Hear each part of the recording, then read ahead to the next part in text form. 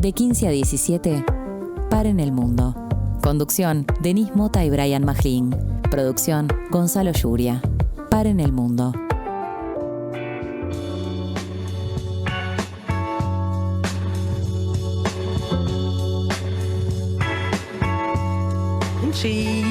Muy buenas tardes, adiante, acá me decían, muy buenas tardes para todos. Bueno, lunes de estreno, ¿no? Llegó el momento, caen las murallas. ¿Cómo estás, Brian, querido? ¿Cómo está ese corazón celeste para el debut de Uruguay? Muy bien, muy bien. ¿Sabes qué? Hola, Denise Mota, ¿cómo estás? ¿Todo bien? Muy bien, ¿vos? ¿Você está bien? ¿Qué? O sea, ¿a partir de cuántos años? Yo te lo habla la voz de la experiencia en tu caso. Claro. Yo te pregunto, como yo soy nuevo en Uruguay, solo 6 años. Consejos pregunto, para la juventud. Consejos para mí, que llevo 5 años y medio, en cambio vos llevas 20, y te pregunto. Claro. ¿A partir de qué año celebrás los triunfos de Uruguay como propios? Mira, yo creo que después de los 3 años de Uruguay Bien. es como que ya estás habilitada. Es como la libreta cívica, o sea, a partir del momento que puedes pedir la libreta cívica ya podés. Claro, es bien. como que ya. Es como que ya podés celebrar. Y hoy estaremos Bien. ahí. Sí, por supuesto que sí, todos con la mirada puesta. Con muchas ganas de que vayan bien las cosas. Exacto, contra Arabia Saudita. Bueno, y juega Irán más tarde, a las 10 de la noche. Te puedo declarar como futbolista yo. O sea, ¿Sensaciones? Sensaciones. Bueno, no, vamos bien. Va a estar divino el partido, va a ser muy disfrutable. Bueno. Y después Irán, bueno, nosotros tenemos otro tipo de interés en ese partido, ¿no? Me interesa ver un poco todo el panorama. Hubo bastante parafernalia en torno a los jugadores iraníes y en redes sociales específicamente compartiendo mucho video creado con inteligencia artificial de los jugadores iraníes saliendo en recordatorios a 168 niñas fallecidas en la escuela al principio del conflicto bélico o de la reanudación del conflicto bélico en febrero de este año, cuando el bombardeo por parte de Estados Unidos acabó con la vida de estas niñas. Y en su momento ya habían hecho una salida al campo de juego en un partido, no me acuerdo si era amistoso, creo que era un amistoso previo, que salieron con unas mochilas y unos bolsos escolares. Y ahora, bueno, se reprodujeron un montón de videos donde supuestamente irían con unos pins. Llegaron, efectivamente, sí, a suelo mexicano cuando bajaron del avión con un pin que tenía el número 168 en recordatorio de esas niñas. No creo que puedan hacer hoy, durante el partido, en la previa del partido, ningún tipo de mención o de desafío a la política histórica, igual, y en ese sentido bastante mala, pero histórica, de la FIFA en relación a que no se puede hacer ningún tipo de mención política o ningún tipo de declaración en ese sentido. Por eso, por ejemplo, recordábamos la semana pasada que Haití no puede jugar con la camiseta con la cual había ido porque recordaba una batalla en la cual habían declarado la independencia. Así que imagínate que a ese punto, a un bombardeo reciente. Exactamente, y en suelo norteamericano, y en un bombardeo que fue realizado por Estados Unidos, con lo cual por el anfitrión. Seguramente no ocurra eso, pero bueno, sí en los últimos días tuvimos ese tipo de expresiones y mensajes y también algunos videos creados con inteligencia artificial. Veremos, la atención está puesta también sobre la llegada del público iraní, que algunos pudieron llegar, otros no pudieron llegar y no fueron permitidos ni entregadas las visas para que pudieran participar o estar ahí presentes. Recordemos que a Irán no le permitieron quedarse en territorio norteamericano más allá del momento del partido, por lo cual decidió quedarse en México.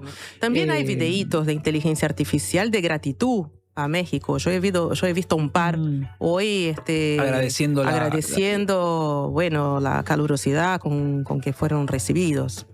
Así que veremos todo tipo de manifestaciones. Veremos la atención también en relación a cómo el público, recordemos, estadios que tienen capacidad para 50, 70 mil personas, no es que va a estar lleno solamente de iraníes y de neozelandeses. Es probable que haya, por supuesto, público local. En ese sentido, bueno, veremos cómo es la recepción sobre los iraníes y demás, ¿no? Exactamente. En el marco de, ya hablaremos extendido de ello, lo que en la última, hoy a la mañana yo me levantaba y alguien decía, bueno, no hubo muchas novedades este fin de semana, seguramente en términos de información. O sea, pero hubo novedad, mi querido. El preacuerdo. Casi 4 meses estaba esperando.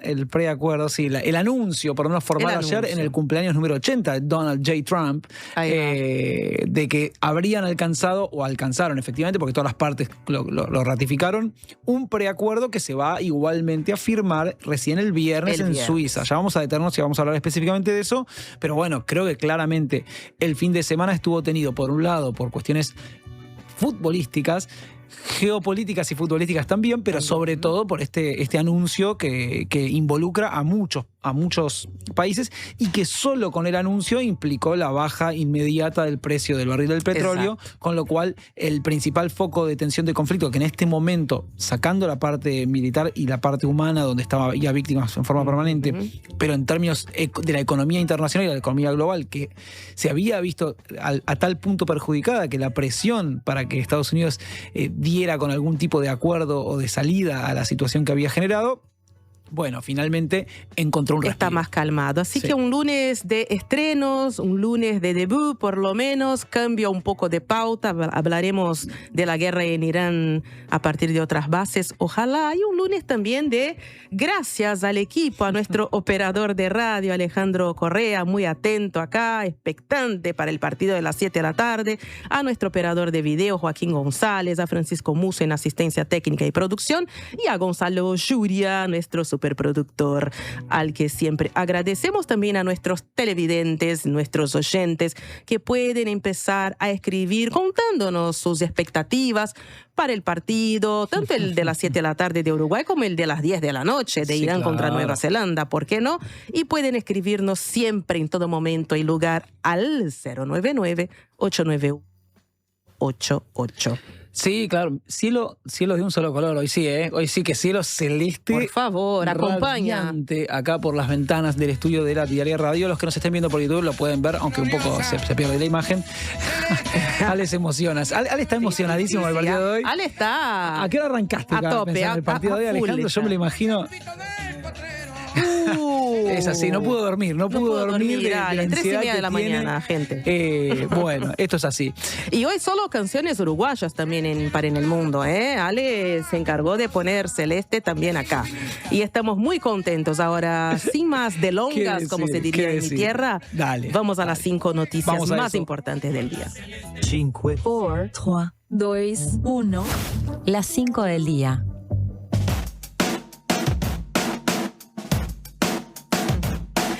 Bueno, tal como anunciábamos brevemente, ahora sí en detalles, Estados Unidos e Irán llegaron a un acuerdo para poner fin definitivamente, así dicen ellos, ¿no?, a todas las hostilidades, incluidas las que se libran en el Líbano, según lo que informa Teherán. El memorando de entendimiento, el famoso MOU, se firmará el viernes en Ginebra, Suiza. Ismael Baghei, portavoz del Ministerio de Relaciones Exteriores de Irán, expresó en declaraciones a la prensa que el Líbano es una parte fundamental del memorando de entendimiento y que el país seguirá de cerca la evolución de la situación allí. El respeto a la soberanía e integridad territorial del Líbano forma parte del acuerdo provisional con Estados Unidos, así declaró Baghei. Mucho para decir sobre eso. Brian, vos ya habías hecho algunos comentarios. Bueno, es un acuerdo que parecería de forma bastante prematura, y parece que atiende muchísimo más a la necesidad que tenía Trump de solucionar a como diera lugar. Ayer él decía, ¿no?, o le decían que era su cumpleaños, su regalo de cumpleaños de los 80 años, y que lo celebró también con un show pirotécnico, digamos, en la Casa Blanca. Hay quienes dijo que no pudo lograr lo que quería. Sí, hubo lucha. Hubo de todo. Lucha libre, todo, sí. Todo. Motos voladoras por el césped de la Casa Blanca. Algunos dicen que Trump tenía ganas de que estuviera firmado para su cumpleaños, pero que no logró eso. No llegó porque recordemos que si bien hay un preacuerdo que todas las partes anunciaron, recién el viernes se va a rubricar, o se supone que se va a rubricar. Él anunció hoy por redes sociales que él había firmado electrónicamente, ¿no? Ya, así que me parece que él quiere de cualquier forma decir, bueno, esto ya está y sabemos. Desde mi cumpleaños ya estaba firmado. Claro. Él quiere dejar el cumple como una fecha definitiva. Hay algunos análisis. Hay análisis para todos los gustos, pero yo traigo uno que salió en el diario brasileño O Estado de São Paulo, de un especialista muy respetado allí, Oliver Stwenkel, que es profesor de Relaciones Internacionales de la Fundación Getúlio Vargas de São Paulo. Me pareció interesante porque es muy didáctico. Él dice que la guerra, así como supuestamente termina, consolida la pérdida de influencia de Estados Unidos en Medio Oriente por algunas razones. A ver. Primero, Pero él dice, quedó claro que Estados Unidos no controla ni Israel ni el Hezbollah. Está clarísimo porque una hora después del anuncio del acuerdo, Israel anunció que seguía atacando el Líbano. Después, los socios de Estados Unidos en la región, dice Stoenkel, tuvieron sus territorios atacados sin que Estados Unidos los pudiera proteger. Y es cierto, ¿no? Kuwait, Bahrein, sí, todas tuvieron sus bases ahí de Estados Unidos atacadas y lo padecieron. Sí, y claro, no tuvieron cómo hacer frente de forma adecuada y ni siquiera protegerse adecuadamente. Después dice, Qatar terminó negociando con Irán. O sea, también muestra cómo los socios terminaron acercándose a su vecino geográfico más allá de la supuesta protección estadounidense. Después dice, Estados Unidos no logró ninguno de sus objetivos. Eso nosotros ya veníamos... Ahora nos metemos después un poquito en detalle. Claro, comentando que no consiguió el cambio de régimen, el control sobre Hormuz, el fin del programa nuclear. Y por fin, dice Stoenkel, que Irán sale fortalecido y radicalizado porque la Guardia Revolucionaria claramente asume un rol que no tenía antes y que incluso puede haber sido decisivo. Y por fin, él dice, Estados Unidos necesitó Pakistán como mediador, o sea, no pudo hablar de tú a tú, digamos, con Irán y necesitó de terceros países. Es un análisis, me parece que interesante y que va en línea también de lo que la gran mayoría está hablando, si termina, si el MOU, ¿no? Si el Memorando de Entendimiento trae lo que ya parecería que va a traer, que a primera vista mucho más beneficios para Irán que para Estados Unidos. Bueno, por lo menos en los términos como recién vos decías, en función de los objetivos, por lo menos los declarados inicialmente cuando empieza el ataque bélico por parte de Estados Unidos e Israel en forma conjunta el 28 de febrero, logran rápidamente dar muerte y caza a un montón de jerarcas del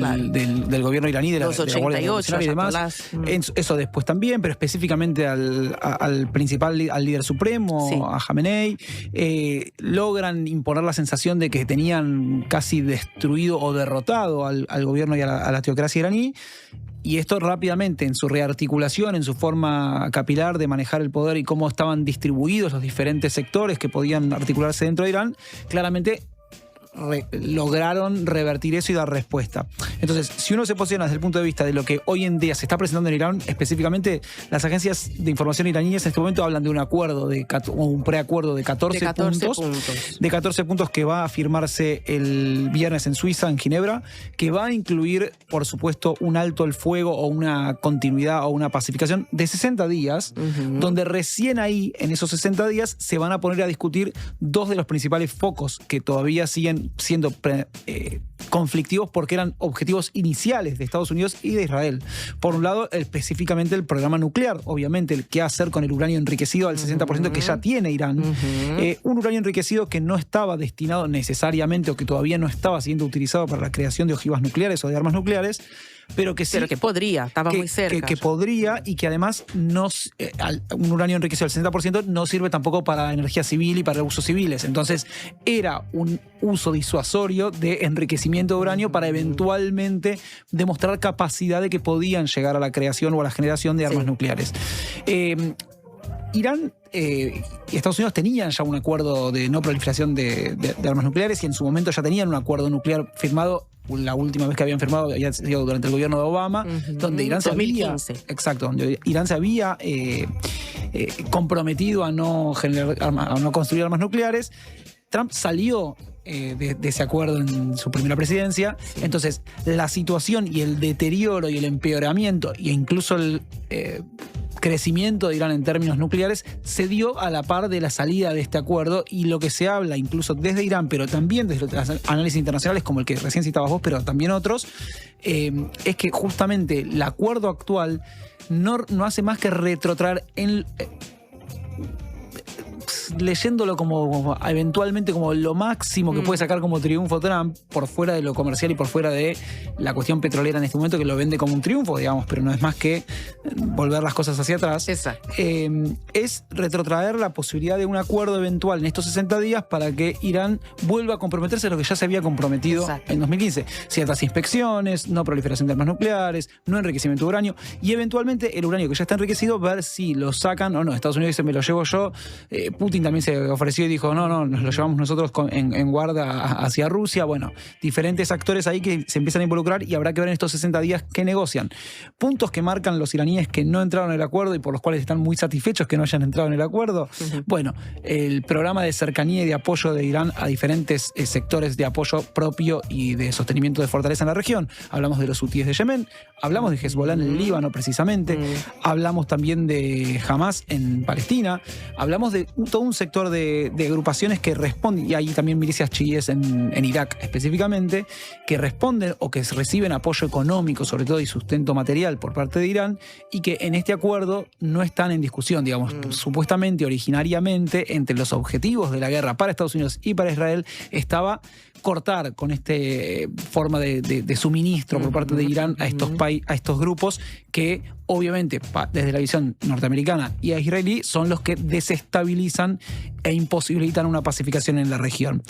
Eso por un lado. Por otro lado, no estaría el programa misilístico iraní, que es uno de los principales focos de conflicto con Israel, sobre todo. Porque recordemos, para Israel, a diferencia para Estados Unidos, esta guerra, esta situación es considerado una cuestión de existencia. Es decir, si siguen teniendo su programa misilístico que llega hasta nuestro territorio y que se demostró en este conflicto que pueden llegar a nuestro, más allá de que la mayoría de los misiles hayan sido destruidos por el escudo de hierro y por el escudo militar y la defensa misilística aérea más fuerte que existe en el mundo, que es la que tiene Israel efectivamente, bueno, ha demostrado Israel que tiene capacidad de llegar y que además, cuando se suponía que los ataques sobre su territorio habían destruido la capacidad misilística, demostró que, y en los análisis lo hablábamos también con Fernando Bacotti en su momento y demás, la incursión subterránea de estos tipos de producción misilística y demás ha demostrado que pueden seguir produciendo y siguen teniendo todavía capacidad muy fuerte en la región. Entonces festejan que no entra eso, festejan que no entra lo otro con relación a sus países, a sus aliados cercanos, y festejan también lo que anuncian, ahí hay discusiones al respecto, como una eventual liberación de miles de millones de dólares en recupero, levantamiento de sanciones y recupero de dinero, principalmente porque ahí sí se comprendieron a no cobrar peajes aparentemente en el estrecho de Hormuz, pero hablan de hasta 24.000 millones de dólares que llegarían a Irán en los próximos 60 días, con una apertura inicial de los próximos días de 12.000 millones, y luego, si no hay ataques, avanzarían hacia esos 24.000 millones, que es dinero que está retenido en sanciones y bloqueo en Estados Unidos, pero también en Emiratos Árabes Unidos y otros países, y que si se liberaran permitiría precisamente que Irán empiece a sentir, recordemos que viene una crisis económica muy profunda, importante, que valió también protestas muy fuertes en enero último, en diciembre y enero último, con una represión que llevó a que la mayoría de los muertos civiles en Irán en los últimos meses, incluyendo la guerra, fueron en esa represión de enero. No lo olvidemos tampoco. No lo olvidemos. Bueno, hablamos de Líbano también, ¿no? Este elemento central de supuesto acuerdo. Tenemos que ver si Líbano, de hecho, entró o no. El primer ministro libanés, Nawaf Salam, declaró hoy que Líbano está dialogando con Estados Unidos para lograr la retirada israelí de su territorio. Redoblaremos nuestros esfuerzos en las negociaciones en curso en Washington para asegurar la retirada total de Israel de nuestro territorio y la liberación de nuestros prisioneros, afirmó el primer ministro en una reunión de gabinete. Salam también indicó que su gobierno está trabajando para facilitar el regreso de los residentes libaneses desplazados a sus hogares en el sur del país. Se respira como un tono de que se terminó todo, cuando no es así también, ¿no? Sí, yo ahí, y lo ato con lo que teníamos a continuación, pero para también ya dejar como por cerrado el tema Israel, Líbano y demás, que es que Estados Unidos afirmó que sigue bloqueando los puertos iraníes, cuando Trump ayer había dicho que se liberaba todo tipo de circulación, que pasen a circular, que derramen todo el petróleo por todos lados, que ya está. Dejemos que el petróleo permitió que bajara el precio, por cierto, pero bueno, hoy no, desde Washington emitieron un comunicado y el ejército norteamericano advirtió que hasta que no se firme el acuerdo y hasta que no avancen en la situación, seguía todavía el bloqueo a Hormuz y el bloqueo a los barcos iraníes. Pero ato esto rápidamente con lo que está pasando en Israel en particular, porque el Líbano, que no forma parte de este acuerdo, e Israel, que tampoco forma parte de este preacuerdo, sí es incluido el Líbano en particular por parte de Irán, que fue como una exigencia muy fuerte por parte de Irán. Tanto Hezbollah como el gobierno oficial del Líbano, en nombre de Joseph Aoun, su presidente, salieron a agradecer, esta vez en este caso, el uso. En su momento Aoun había dicho que usaban como moneda de cambio al Líbano, en este caso salieron a agradecer endurecer la exigencia de Irán por incluir al Líbano dentro de este acuerdo, y Hezbollah mismo salió a decir que estaban de acuerdo con este cese al fuego, lo único que se reservaban, obviamente, el derecho de actuar inmediatamente si Israel no dejaba de atacar, como ocurrió ayer, una hora antes del anuncio de este acuerdo, cuando Trump mismo salió a decir que le dijo a Netanyahu otra vez que está loco, que parara, que no puede ser, que no puede cumplir cuando están a punto de firmar. Sí, dijo, es un tipo muy difícil. Es un tipo muy difícil, dijo, es así. Pero ojo, porque en Israel las cosas adentro son muy complicadas, porque tenemos tanto a Ben Gvir como a Bezalel Smotrich, como también a Israel Katz, ministro de Defensa, ministro de jefe de la policía y ministro de Finanzas, que están diciendo que van a anexionar Cisjordania, que las fuerzas de defensa de Israel se van a quedar en los puestos de seguridad o en las zonas de seguridad que ya están incursionadas dentro incluso del Líbano, que no van a dar el brazo a torcer contra Hezbollah, e incluso salieron a decir, específicamente Ben Gvir, este acuerdo no nos incluye, no nos obliga a nosotros a nada, y nosotros seguiremos llevando adelante nuestras propias ataques o situaciones con Hezbollah hasta que esté desarmado completamente y dejen de ser un peligro para Israel. Con lo cual, la situación hacia adentro, Netanyahu la tiene muy complicada para seguir sosteniendo. Recordemos que en unos meses se vienen también elecciones. Por eso es que también Smotrich, ministro de Finanzas, dijo, ojo, antes de las elecciones tenemos que tener anexionado Cisjordania. Bueno, veremos de cerca. Bueno, el Reino Unido ahí da el batacazo contra las redes sociales, porque el primer ministro británico, Keir Starmer, anunció hoy que Reino Unido va a prohibir a los menores de 16 años usar una serie de aplicaciones de redes sociales, incluidas Snapchat, TikTok y YouTube, para proteger a los jóvenes de contenido dañino y del tiempo excesivo frente a la pantalla. Starmer dijo en una conferencia de prensa que responderá si las empresas tecnológicas se resisten a la medida. Ya hay repercusiones, como es posible imaginar, y reconoció que algunos adolescentes intentarían encontrar la manera de eludir la prohibición. Aseguró también que no estaba dispuesto a ceder en la seguridad y la felicidad de nuestros niños, ¿no? En referencia a los niños de Reino Unido. Bueno, Elon Musk ya dijo que Reino Unido es un estado policial y bueno, y obviamente los adolescentes no están contentos en Reino Unido. Bueno, no, pero es cierto que también esta medida anunciada por Starmer es precedida por una consulta popular que se hizo, no una consulta vinculante ni que participaran todos, pero sí se llamó a consulta a muchas personas para que pudieran opinar. Hubo casi 200.000 participantes. El 90% de los padres que participaron de esta consulta estaba a favor de la medida, y un 80% de los jóvenes también mostraron problemas o que estaban descontentos con la situación que ocurría en las redes sociales, y tampoco se manifestaron tan en contra de la medida, con lo cual yo no digo obviamente que no va a tener rechazo por parte de jóvenes, seguramente sí, pero tenía cierto apoyo popular en un momento donde Starmer tiene muchas complicaciones hacia adentro en su propio partido, y para sostener el poder habrá que ver si esto no es, como dejaban entrever algunos analistas del laborismo, un anticipo de su salida, probablemente como primer ministro, pero la idea de dejar cierto legado. Este tema, que es clave, me parece, para los tiempos que corren, lo vamos a ir abordando más en detalle en el futuro para en el mundo, con especialistas y con analistas, para poder analizar en detalle qué está pasando alrededor del mundo con el tema de la regulación, por un lado de las pantallas, por otro lado de las plataformas, por otro lado de las redes sociales, y específicamente con diferentes medidas que por momentos pueden sonar antipáticas, por supuesto, pero que claramente están entrando a ser algo así como un nuevo paradigma. Un nuevo estándar, un nuevo paradigma de pensar las cosas. Exactamente. Bueno, vamos a tu país. A mi país, porque bueno, tristemente ayer, aunque ya casi a 2 semanas de cumplir 96 años, falleció Tati Almeida, emblema de las madres de Plaza de Mayo, presidenta de las madres de la línea fundadora. Falleció este domingo a los 95 años, decía yo, a 2 semanas solo de cumplir 96. Era referente de la lucha por los derechos humanos en Argentina. Dedicó gran parte de su vida a la búsqueda de justicia por los crímenes de la última dictadura cívico-militar, y se convirtió en una de las voces más reconocidas del movimiento de derechos humanos.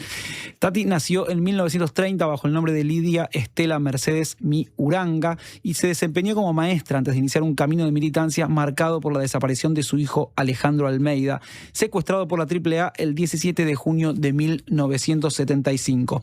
Y yo me traje 2 o 3 frases de Tati para recordarla y homenajearla, pero además voy a remarcar algo que dijo ella precisamente cuando recordaba la desaparición de su hijo Alejandro. Y ella dijo: yo fui muy feliz pariendo a mis 3 hijos, pero a mí me parió Alejandro. Dijo, y se refería específicamente a que ella no había sido militante social, no había tenido un descubrimiento de la vida política previo a la desaparición de su hijo, y que después de eso tomó conciencia de lo que ocurría, y desde ese momento hasta ayer que falleció, permaneció en la lucha por la búsqueda de justicia, memoria, verdad y justicia.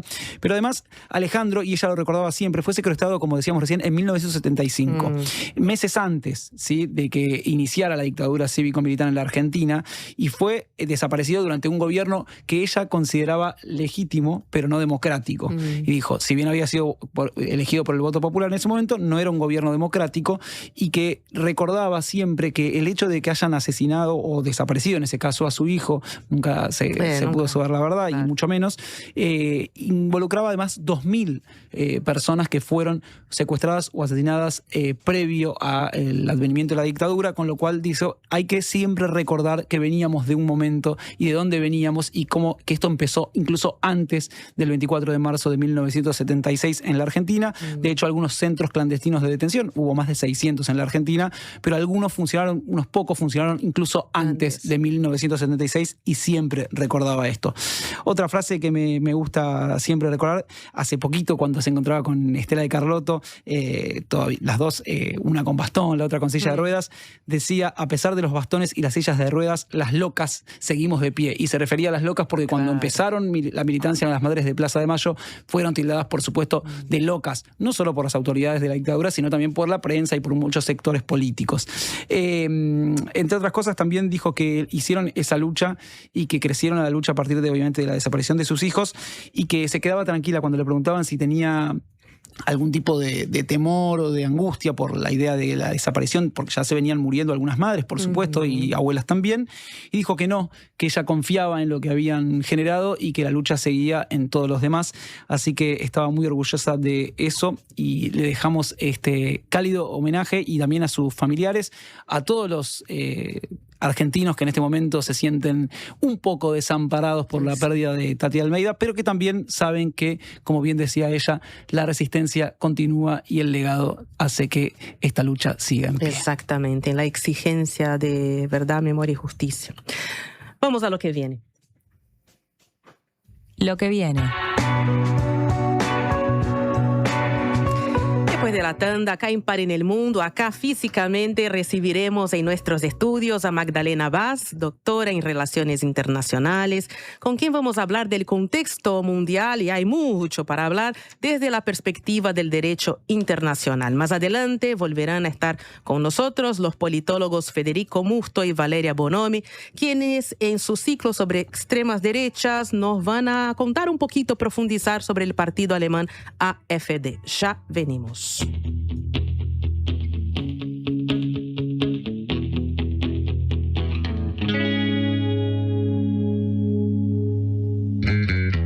Princesa del adiós, te escapaste sin pedir perdón, desataste lo peor de mí, en el momento que te vi partir, princesa del dolor, flor de fango en mi callejón, de tus espinas no me preocupé, y la sangre no paró de correr como vos, otra vez, y te encuentro hoy aquí, vestida para matar, me embriago en tus encantos una vez más, y estamos hoy aquí, esta noche es ideal, quisiera que esto dure una eternidad.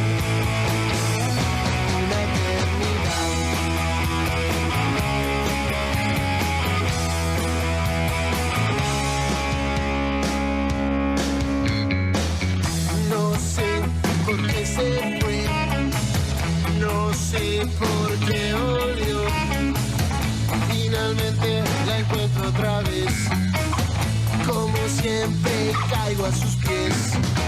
Princesa del perdón, quizás mañana no sepa de vos. Ya sé que no puedo cambiar, pero esta noche no te vas a escapar, oh no, otra vez no.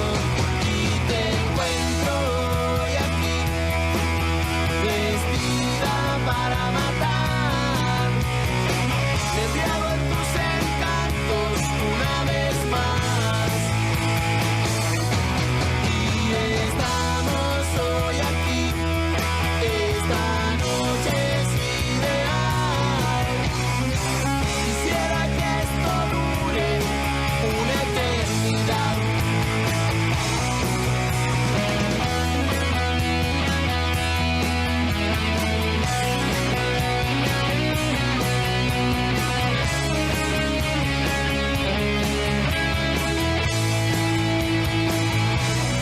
Y estamos hoy aquí, esta noche es ideal.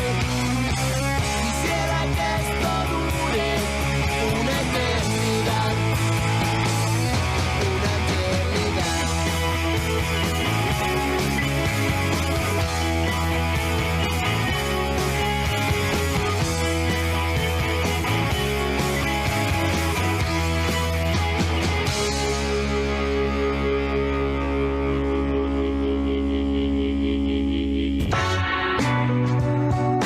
Paren el mundo. Conducción, Denis Mota y Brian Majlín. Hola, soy Agustín de Paysandú. Quería pedirle si pueden pasar la canción esa que dice te busqué en mi auto rojo a las 6. Bueno, un saludo a mi vieja y a todos los que están escuchando. Ah, y si alguien vende un Celerio, que me tire un mensajito por favor al 098-723. Cuando compras un Suzuki 0 kilómetro, los futuros compradores vienen incluidos. Lleva el tuyo vos también y asegurate la reventa. Visítanos en suzuki.com.uy o en cualquier concesionario del país. Suzuki te entiende. La nueva escuela cambiando el formato. La nueva escuela presenta su nuevo show Primera Clase. Este 22 de agosto en el Antel Arena. Saca tu entrada por Ticantel. Tu casa es el escenario donde se componen grandes momentos. Y podés comprar del BHU es música para tus oídos. Porque es el préstamo para hogares nuevos y usados que te otorga hasta el 95% de la propiedad que elijas con tasas desde el 3,75%. Informate al 1911 o en bhu.com.uy. BHU, tu sueño, tu banco.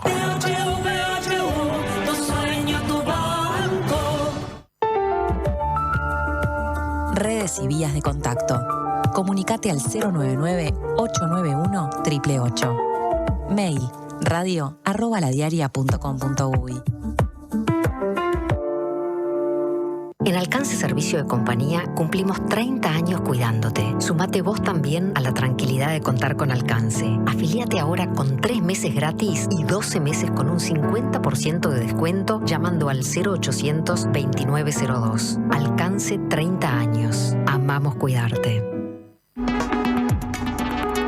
En la edición de junio de Le Monde Diplomatique Uruguay, el plan de Estados Unidos para la inteligencia artificial que preocupa al Vaticano. En el mundo, la crisis de la izquierda y el auge del Islam en Indonesia, el naufragio maliense y la revancha argelina. Tras el Brexit, ¿se unirán las Irlandas? En la región, Perú vuelve a partirse en dos, un nuevo cerco indio en Bolivia y las conquistas y reveses del gobierno de Petro impactan en la segunda vuelta en Colombia. Además, la incidencia de Israel en la política de Alemania y de Eslovenia con el marco de la limpieza étnica en Palestina. Suscríbete en lemonde.uy y recíbelo en tu casa. Le Monde Diplomatique, la diaria.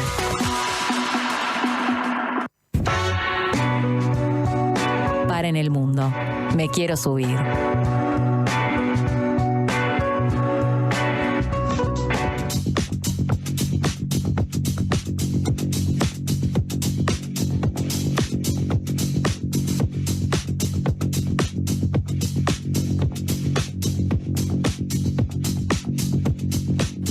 Volvemos a Par en el Mundo. Vamos a recordar el número de teléfono para entrar en contacto con nosotros porque pasa de todo y acordaba el gran Brian que en ese momento no hay partido.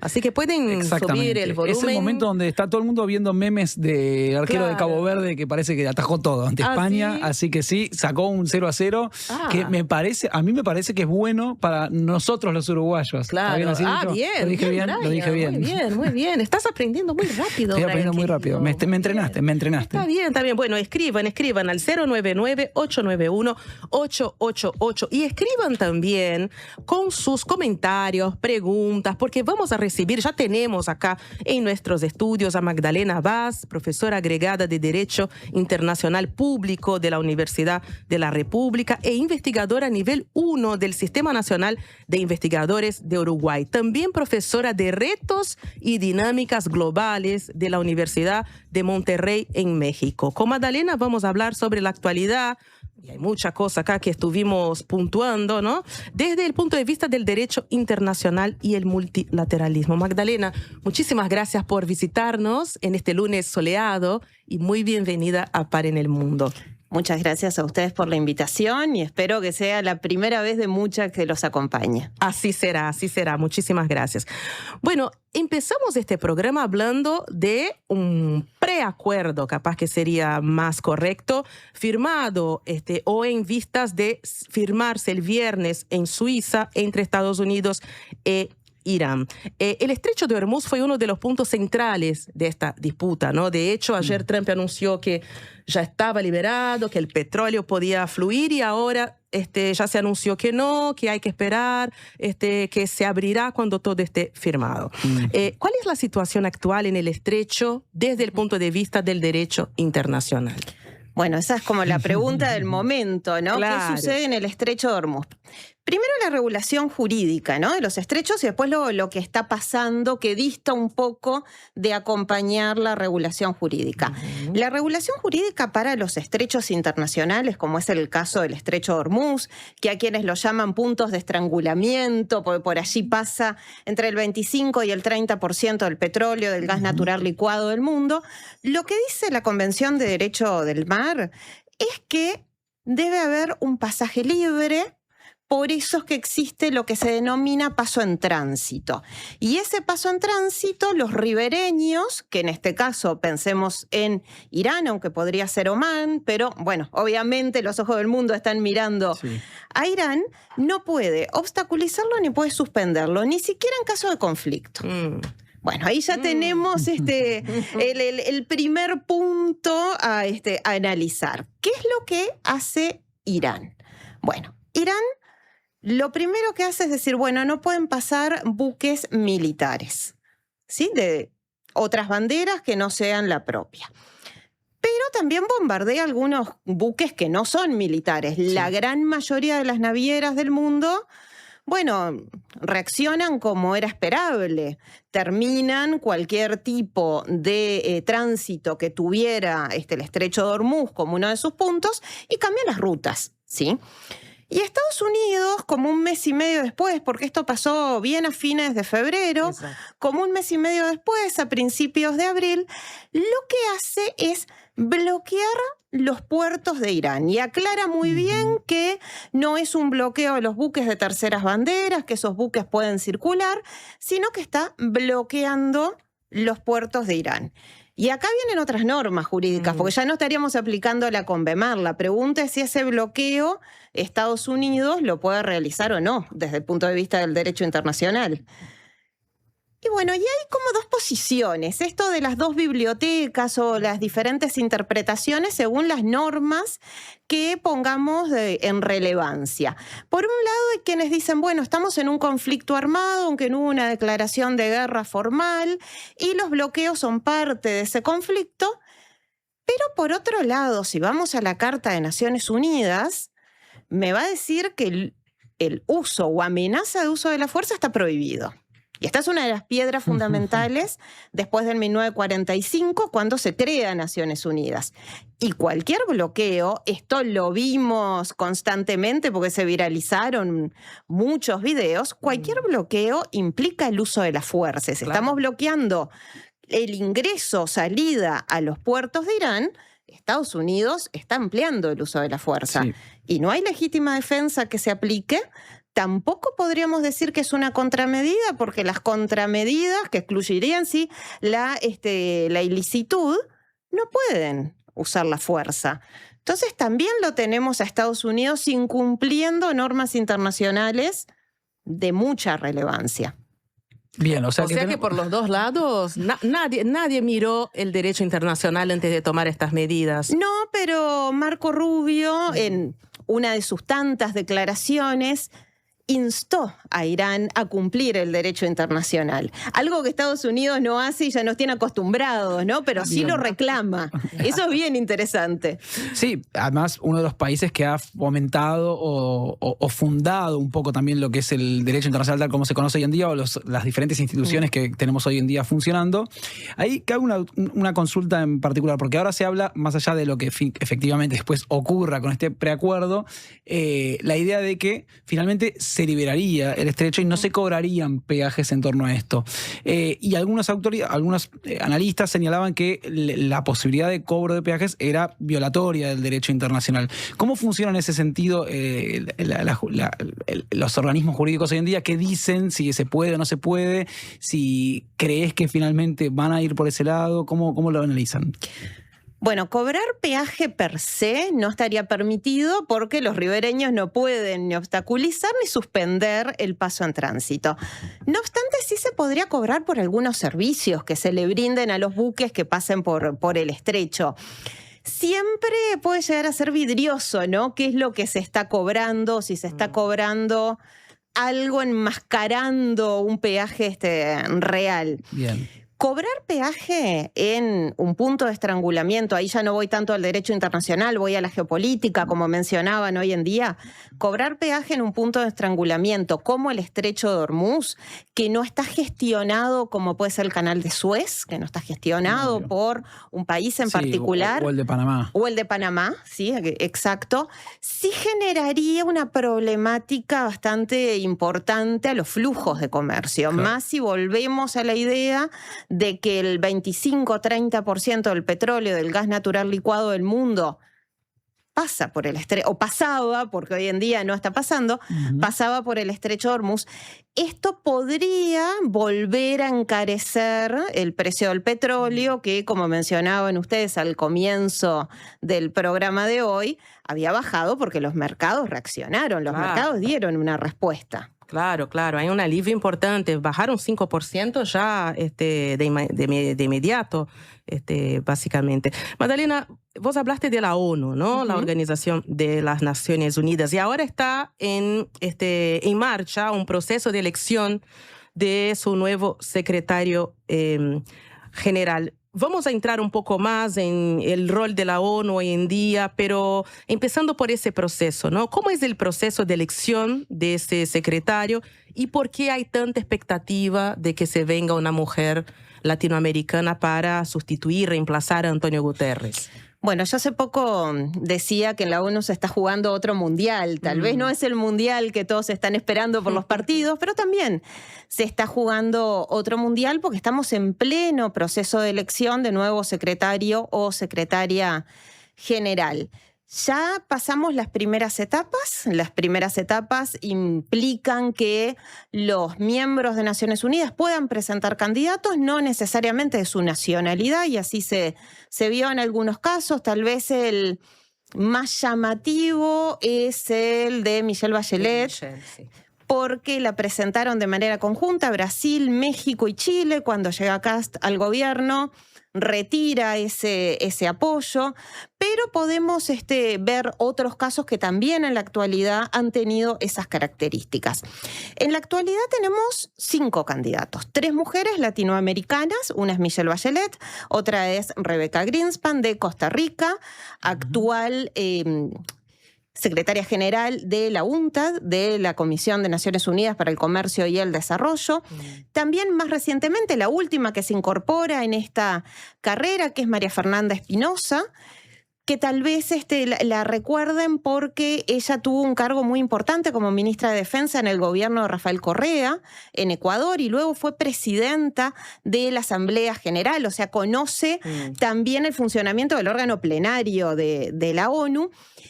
Y estas son nuestras 3 mujeres. Después tenemos al primer candidato presentado por el gobierno de Milei, lo cual a todos nos puede llamar la atención porque justamente Argentina es uno de los países que desprecia a Naciones Unidas, ¿sí? Entonces, desprecia a Naciones Unidas, todo lo que representa, todas esas ideas que entiende que hoy en día están previstas, esa agenda woke que ellos denominan y tanto critican, y el primer candidato fue Rafael Grossi.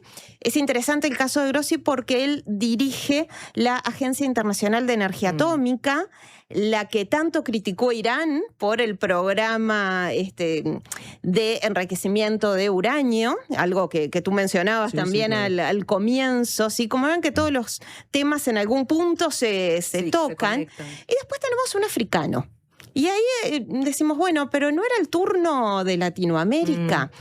Solo una palabra del africano, que es Macky Sall, fue presidente de Senegal. Está siendo investigado ahora por algunos temas de corrupción. No fue su país el que lo presentó, fue Burundi. No lo apoya la Unión Africana. Parecería que es el que está en el escalón más abajo de esta carrera. Ya tuvieron la segunda etapa, en realidad, que tiene que ver con esos diálogos interactivos. Falta la de María Fernanda Espinosa, que es esta semana. Creo que es el miércoles, de hecho. Ella lo anunció hace unos días. Esos diálogos interactivos son súper interesantes porque de manera pública y por primera vez desde la última elección por streaming, o sea, público y transparente realmente, los representantes de los miembros de la ONU hacen preguntas, así como la sociedad civil. Luego esto pasaría a sucesivas, porque no creo que sea una sola vez, sucesivas etapas de votación en el Consejo de Seguridad, y ahí hay que sortear el veto, ¿sí? De los 5 miembros permanentes. Y aquí puede haber algunos problemas para Bachelet, por ejemplo, con China. Probablemente también haya algún problema para Grossi con Rusia, que es aliado de Irán. Sí, claro. Y después sí pasa, una vez que se tenga un nombre, pasa a la Asamblea General. La Asamblea General nunca votó en contra de la recomendación del Consejo de Seguridad. Bueno, ¿y por qué mujer y por qué latinoamericana? Voy a empezar ¿por qué latinoamericana? Porque es el turno de Latinoamérica, regla no escrita. Para, Magdalena, ¿te parece? Porque una de las preguntas que tengo es justamente, primero, esto que vas a mencionar ahora y después específicamente, ¿quién crees de todos estos candidatos que tiene por lo menos más chances? Después vemos, y me gusta también que nos detengamos en cuáles son los posibles vetos que pueden surgir en el Consejo de Seguridad. Entonces, vamos a ir a una pequeñísima tanda y ya vamos con esta parte donde describimos bien los candidatos, por qué mujer, por qué latinoamericana y qué oposiciones pueden aparecer. ¿Te parece? Perfecto. Gracias. En el mundo. Producción Gonzalo Yuria. Chacra La Martina, donde todo lo bueno sucede. Eventos, celebraciones sociales, empresariales, restaurante y salón de té. Además, hospedaje con ricos desayunos de campo a 20 minutos del centro. La Martina, al oeste de la ciudad. Seguinos en redes. Prevení problemas de audición. Evita usar auriculares a volumen alto por tiempo prolongado. Alterna con otros dispositivos. Prevení. Preasociate a la Española. 1920-1234 o preasociate.com.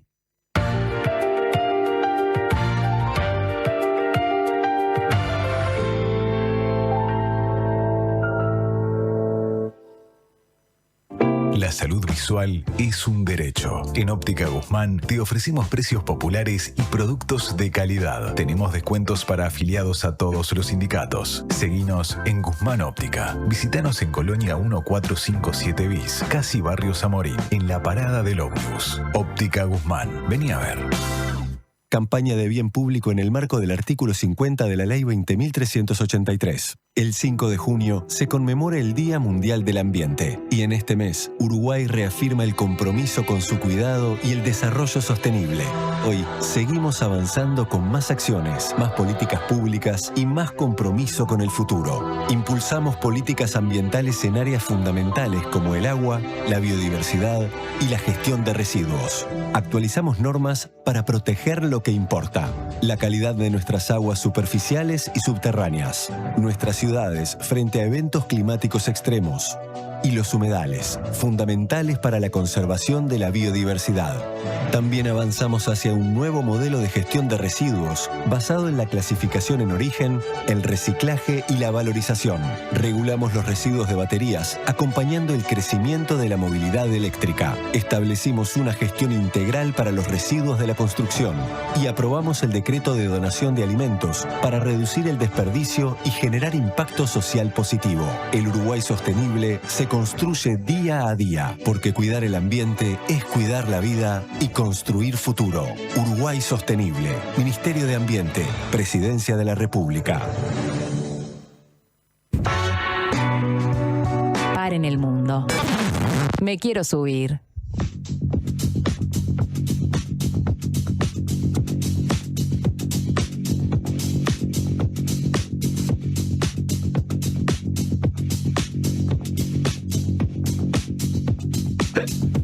Volvemos a Paren el Mundo. Estamos en conversación con Magdalena Vaz, que nos está explicando el proceso de elección de la nueva secretaria general, esperemos, ¿no? De la ONU, pero es un paso a paso bastante detallado con votaciones secretas, Magdalena. Sí, yo no lo mencioné, pero esas, que yo entiendo que serán sucesivas votaciones en el Consejo de Seguridad, porque no aparece un único o única candidata hoy.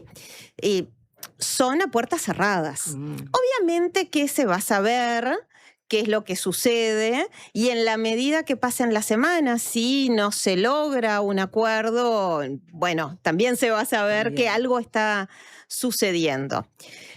Y tú querías hablar de los vetos. Sí, quería saber, bueno, vos decías por qué mujer, por qué latinoamericana, pero también los eventuales vetos que podían aparecer en el Consejo de Seguridad, porque no es en el único tema que el Consejo de Seguridad tiene diferencias, y ahora después nos metemos, si querés, más en detalle en esa parte, pero sí, en principio, en el veto a eventuales candidatas o candidatos.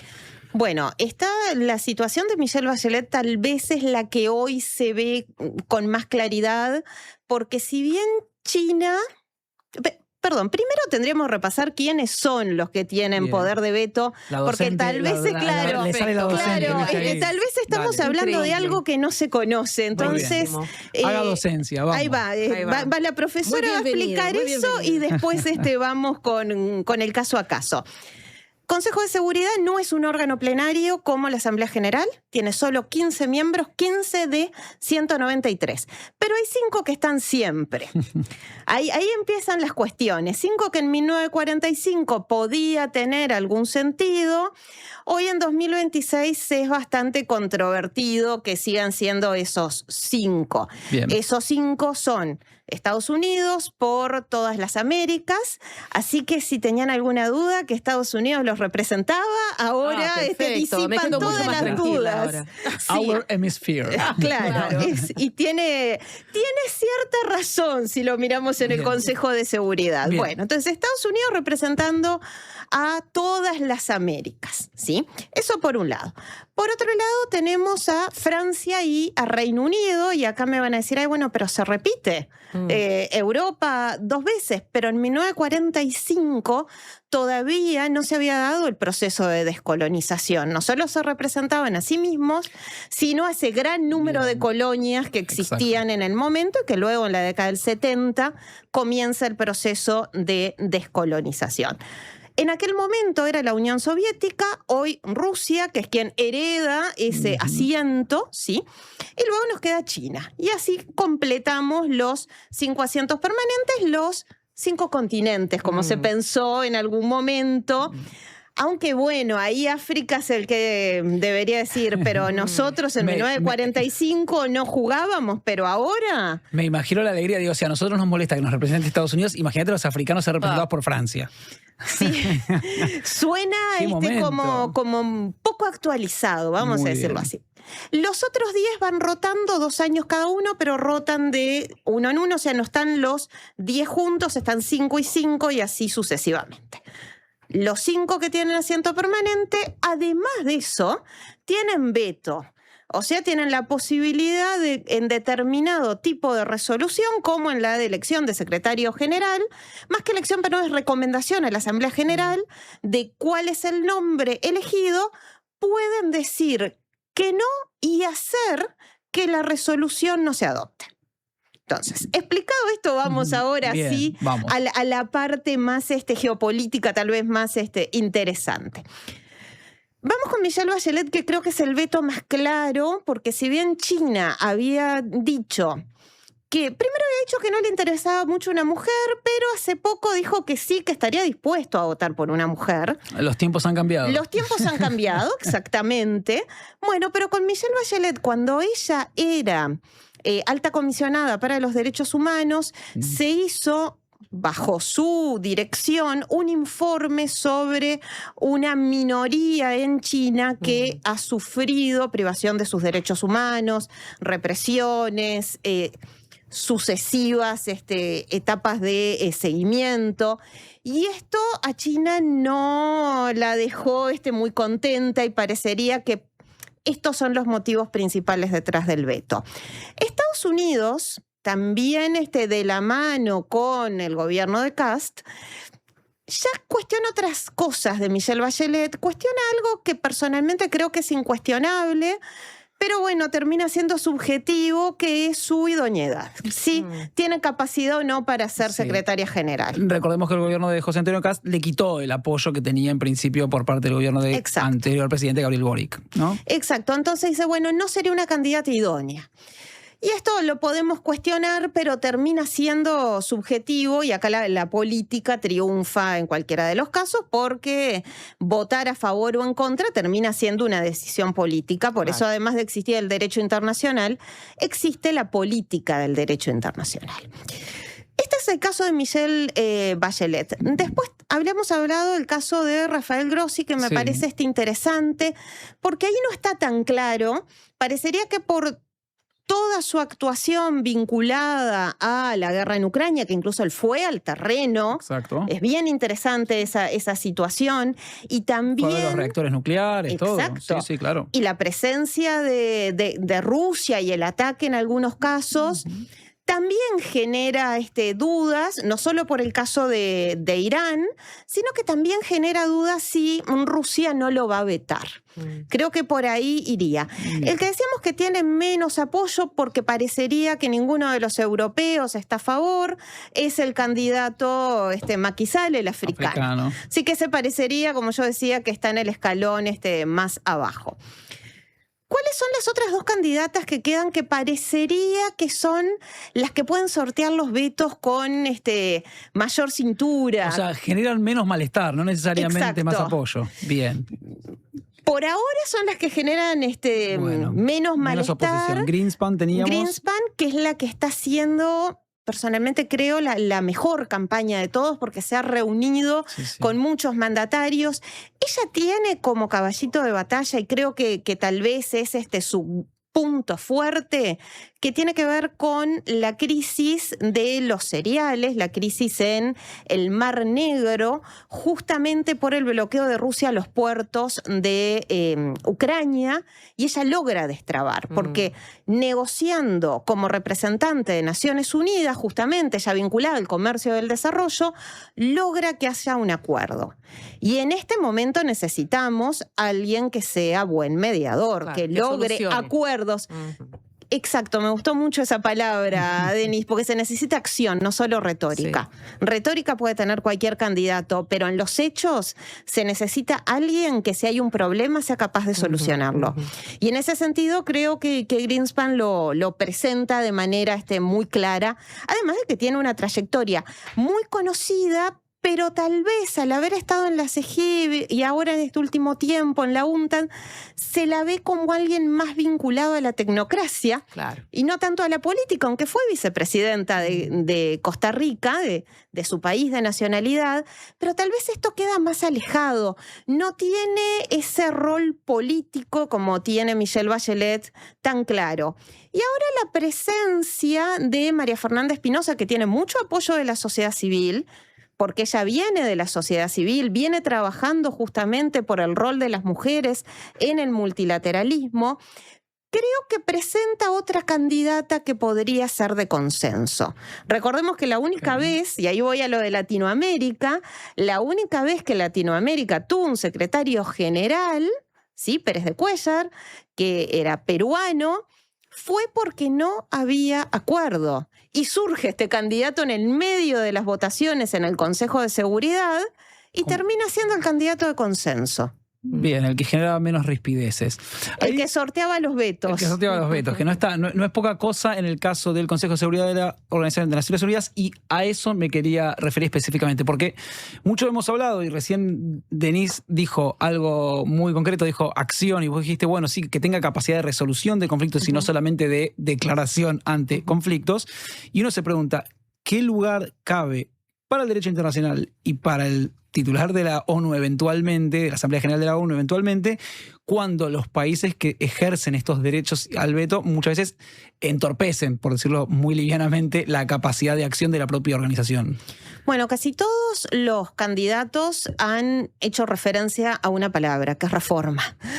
La necesidad de reforma. Las maneras en cómo impulsarían las reformas serían diferentes, ¿no? Grossi habla de una ONU minimalista, sí, volver a los orígenes. Luego otros dicen, bueno, es una ONU que requiere reforma, pero al mismo tiempo capacidad de acción, no es destrucción, no es que la ONU sea mínima, sino que todo ese aparato burocrático, que lamentablemente no lo podemos negar, que tiene muy buenas intenciones, pero se ha convertido en un aparato enorme y muy burocrático, cambie y pueda trabajar en función de sus miembros, en función de todos nosotros, o sea, de la población en general y en función del cumplimiento del derecho internacional. Y tú me preguntabas qué capacidad tiene. Bueno, la capacidad es en función, primero, de cómo ejerza el rol. ¿Sí? Hubo algunos casos en los cuales el rol se ejerció de manera muy personalista y se lograron crear, por ejemplo, los conocidos como cascos azules, y se logró que esa persona tuviera una visibilidad, pero también un respeto y una credibilidad que tal vez está faltando en la actualidad. Pero siempre tenemos que volver a la base, que es cumplir lo que dicen las normas jurídicas. Esto no puede estar al lado de lo que dicen las normas jurídicas, porque necesitamos cambios, pero esos cambios están asentados en las normas actuales, porque a mí algo no me guste, no puedo violarlo. Claro. O sea, tal vez me gustaría llegar más rápido a mi casa, pero no le puedo decir a quien conduce el bus, no, pásate todas las luces en rojo porque yo estoy apurada y quiero llegar más rápido a mi casa. Porque además pongo en riesgo a todas las personas que viajan en ese bus en ese momento. Lo mismo en el derecho internacional. O sea, las normas jurídicas hay que cumplirlas y, sin sorpresa para nadie, ¿quiénes tienen que decir que sí para reformar la Carta de Naciones Unidas? No hay ninguna sorpresa. Tenemos 5 posibilidades. Y esas 5 son justamente... Bingo. Bueno, no era muy difícil darse cuenta y probablemente en esa reforma que es necesaria, los 5 grandes, los que tienen los 5 asientos permanentes en el Consejo de Seguridad, el P5, no va a votar en contra de ellos. En todo caso, ampliará, como es el proyecto de Brasil. Está en discusión eso, precisamente. Sí, el proyecto de Brasil en las primeras, creo que fue al principio de la segunda presidencia de Lula, miren cuánto tiempo atrás estamos hablando, ¿sí? Decía, bueno, pasemos de 5 a 10 los asientos permanentes, así los emergentes tienen un lugar. Brasil, por ejemplo, India, por ejemplo. Sí. África también, o sea, África en general, no nos olvidemos de la importancia. Que no es un país, ¿no? Además, África, porque decimos, viste, es como Brasil, India, África. Claro, algún representante. Es cierto que después como Unión Africana pueden tener más poder que por separado. No es un país, pero es difícil pensar que fuera solo Sudáfrica, por ejemplo. Bueno, sería muy complejo hacia adentro. Claro, ¿Cómo muy justificar complejo hacia eso? adentro encontrar uno, porque... Hablando de geopolítica, ¿viste los memes por el Mundial, por Sudáfrica? Justamente. Todos los países estaban a favor de México. Sí, por la diferencia los países africanos, quiero decir, ¿no? Además hay una diferencia histórica y hay una diferencia actual también en la forma de dirigir. El viernes pasado hablamos específicamente de la situación del jueves pasado en Sudáfrica en particular. Sí, entonces... Y los ataques a migrantes de otros países africanos. Exacto. Entonces la pregunta ahí sería, bueno, ¿quién? Y también Brasil lo que dice es, bueno, pasemos de 10 a 20 los asientos no permanentes, esos que rotan, para tener mayores voces, mayor visibilidad, una discusión mucho más amplia y que esa rotación también sea mucho más dinámica.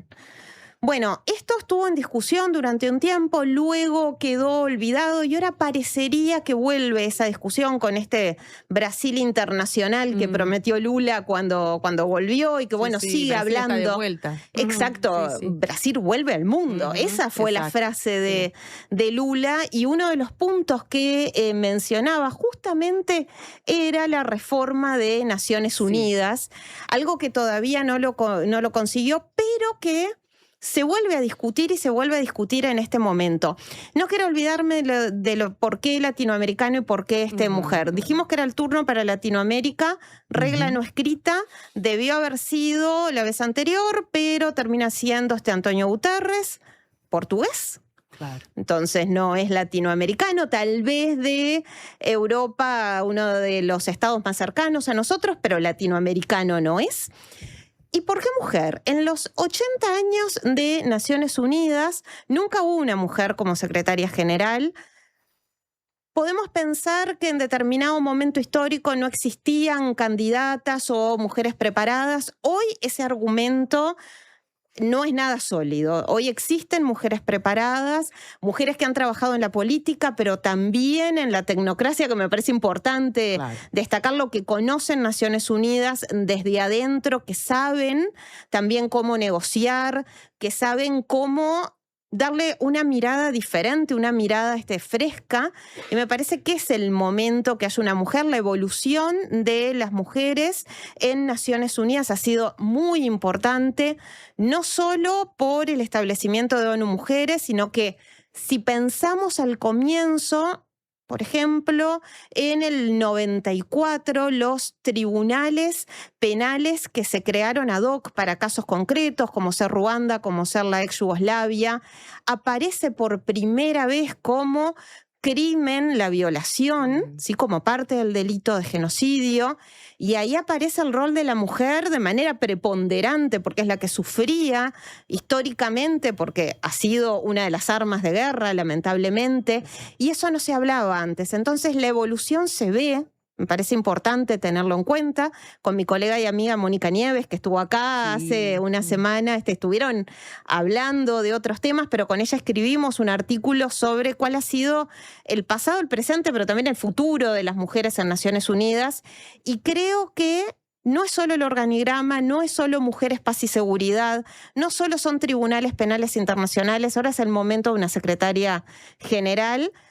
Si me preguntan quién quiero que sea, bueno, a mí me gustaría que fuera Rebecca Greenspan. Entiendo que Uruguay va a apoyar a Michelle Bachelet. Todo me sorprendió, indica. Yo pensé que ibas a decir Bachelet. No, Rebecca Greenspan, porque de hecho trabajo muchos temas de comercio internacional y la he seguido en varios de sus trabajos.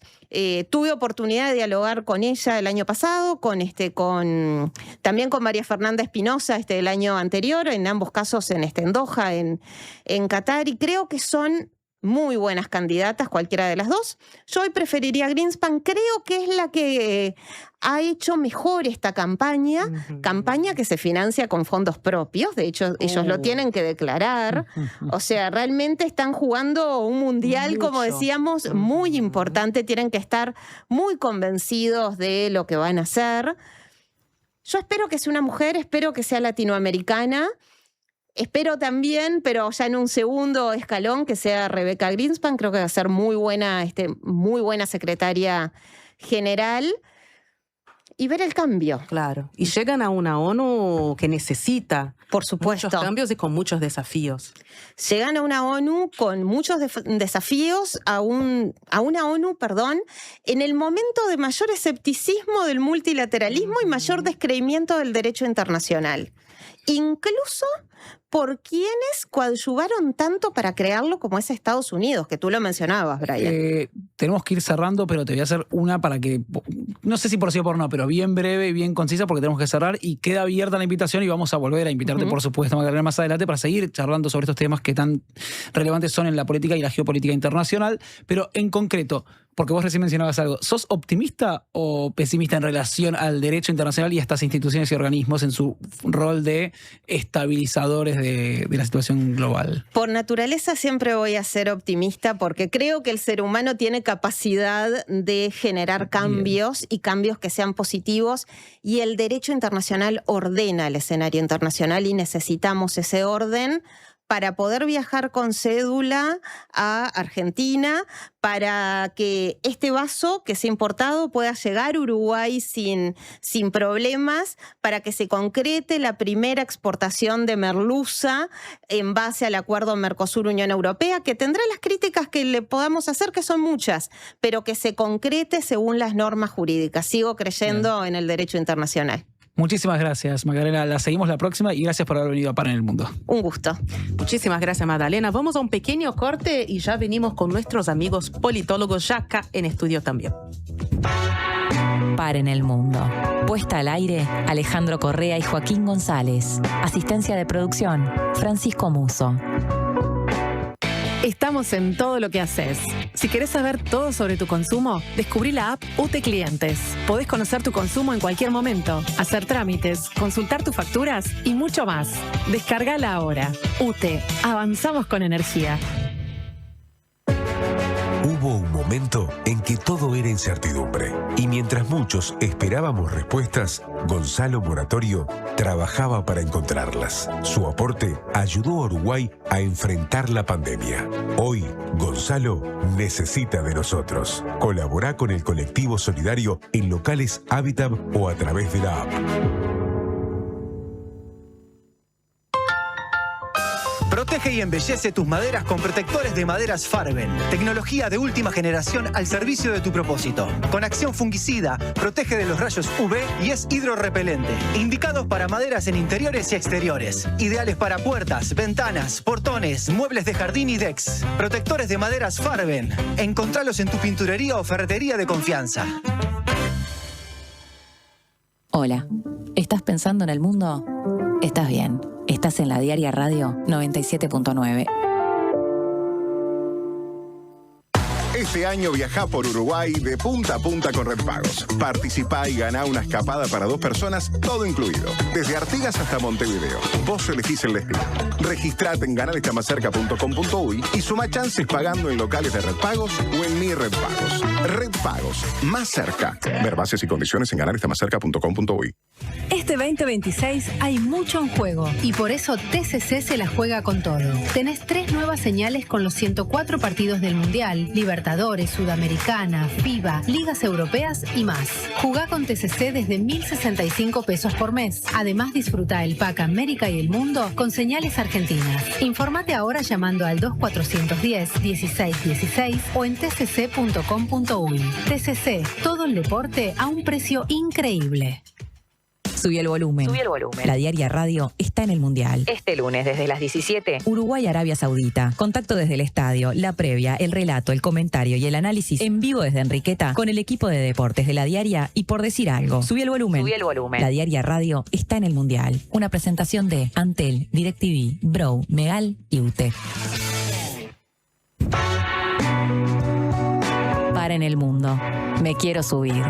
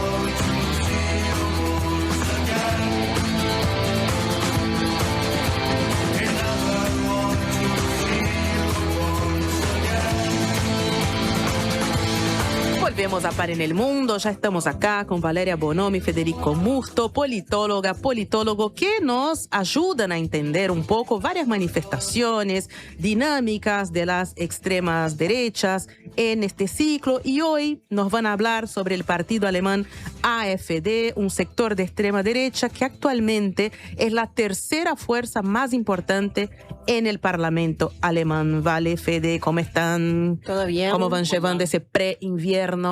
Mal. Vale, la semana pasada te extrañamos por acá. Yo los extrañé también. Sí, estabas ahí resistiendo Mal. a las fuerzas del invierno, a la fuerza del cielo. Caí con todo éxito al día siguiente. Así que ganó el invierno. Ganó el invierno 1-0. Sí. 1-0, bueno.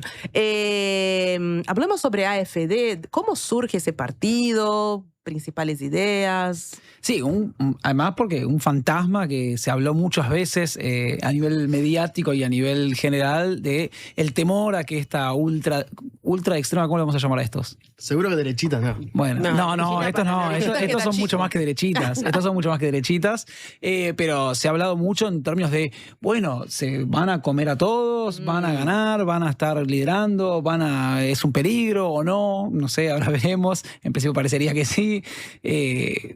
Y ahora están, bueno, tercera fuerza, que no es poco, no es menor. Pero están ahí como, no termino de entender si están contenidos o están a punto de dar el zarpazo.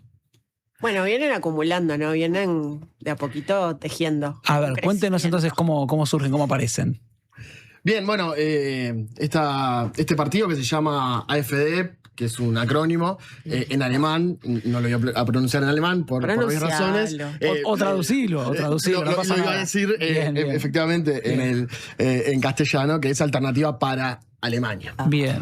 Que nace en 2013 y nos sirve traer este ejemplo por dos, sobre todo por dos puntualizaciones. La primera es el éxito que está teniendo, que tuvo en las urnas y que está teniendo hoy de cara a las próximas elecciones que van a ser recién en el 2029, pero en septiembre de este año van a haber dos elecciones de los gobiernos regionales, donde son la primera fuerza en la opinión pública. Bien. Por ahora. Bien. Y el segundo tema que es importante es el vínculo con el pasado.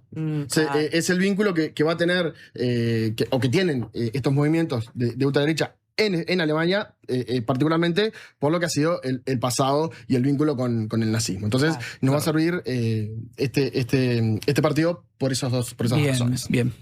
A la vez, en un contexto donde hay una preocupación en Alemania donde hay un par de instituciones que se dedican a vigilar a los movimientos y partidos extremistas y aplicar lo que se llama democracia militante, que es justamente velar por el cuidado de la democracia con reglas bastante rígidas para prohibir, si se logra o eventualmente si se dan las condiciones, a los movimientos o partidos que atenten contra la democracia. Entonces hay un cuidado muy estricto de los avances de los extremismos. De hecho, ese cordón sanitario, que lo vamos a retomar más sobre el final, permitió que no gobierne en uno de los estados federados, que se llama Turingia, que es en el este, que es estaba dentro de la ex República Democrática Alemana, y en el 2024 fue primero.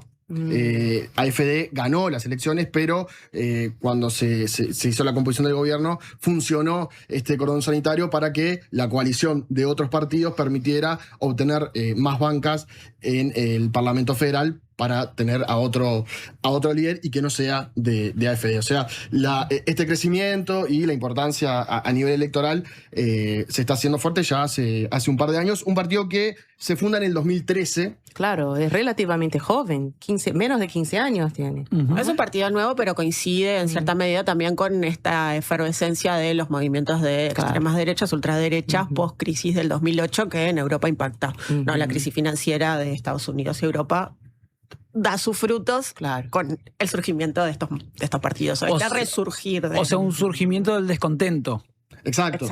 Y sobre todo con lo que ha sido el gobierno de la Unión Europea, lo que fue la crisis de la deuda de algunos países europeos, como por ejemplo Grecia, y también en el contexto del Brexit, de la salida de Reino Unido de la Unión Europea, en el 2013 todavía no había sido la votación, pero se estaba germinando esas narrativas contra la Unión Europea, contra el gobierno de Bruselas, y en ese momento recordemos que la canciller alemana Angela Merkel era una de las principales figuras de los gobiernos de Europa, que viene de un partido, Merkel, que hoy está en el gobierno, de un partido de derecha, pero que estaba alineado o empezaba a coalicionar con la socialdemocracia alemana. Entonces, muchos líderes del partido de Merkel, obviamente teniendo descontento con lo que había sido una moderación de su partido, se van y hacen y generan este partido. Correcto. Muchas gracias. Aprobado, muy bien, me gustó. Partido que tiene una fuerte base electoral, un poco lo que decía Fede con respecto al triunfo en Turingia, en la región de Turingia, en Europa del Este. Que un poco, si hacemos el trazado histórico también, tiene mucho sentido con todo lo que pasó post Segunda Guerra Mundial, ¿no? Sí, ahí la base electoral, uno de los proyectores más fuertes es justamente esta regionalización del voto. Si bien tiene apoyo en el oeste, en el bloque este es donde están ganando las regiones, y tiene una explicación de cómo es la composición demográfica después de la caída del muro de Berlín, cuáles son los reclamos que están sucediendo. También hay una menor, esto es algo paradójico porque tiene una menor tasa de inmigración esas regiones, que es el otro gran eje de las ideas de AfD, que pasa de ser euroscéptico, lo sigue siendo, pero deja de ser el centro de su propuesta política y pasa a ser la guerra, la batalla contra la inmigración, y eso va a ser estructurante de su discurso. Ese quiebre de pasar de ser euroescépticos o de cuestionar, digamos, el vínculo Alemania-Europa a cuestionar directamente como principal elemento la migración o los inmigrantes que vienen, supongo que específicamente musulmanes o africanos eventualmente. ¿Cuándo se da ese quiebre, esa ruptura o ese cambio de una cosa a la otra? Es bastante... al inicio, el cambio del euroescepticismo hacia la antimigración se da a los 3-4 años de creado, ya en el 2017, que era una de las principales fuerzas de oposición. Bien. Ya su discurso estaba centrado en ese sentido. Igual esto no quiere decir que dejen de lado, ¿no?, el euroescepticismo y sus postulados al respecto, sino que un poco que ya lo hemos visto en otros casos, ¿no? Como que reordenan la estrategia de comunicación y esta cuestión de ubicar un enemigo u otro, en este caso los migrantes, donde tienen ideas bastante radicales que un poco las habíamos visto con Kast. En este caso se van un poco más al extremo, ¿no?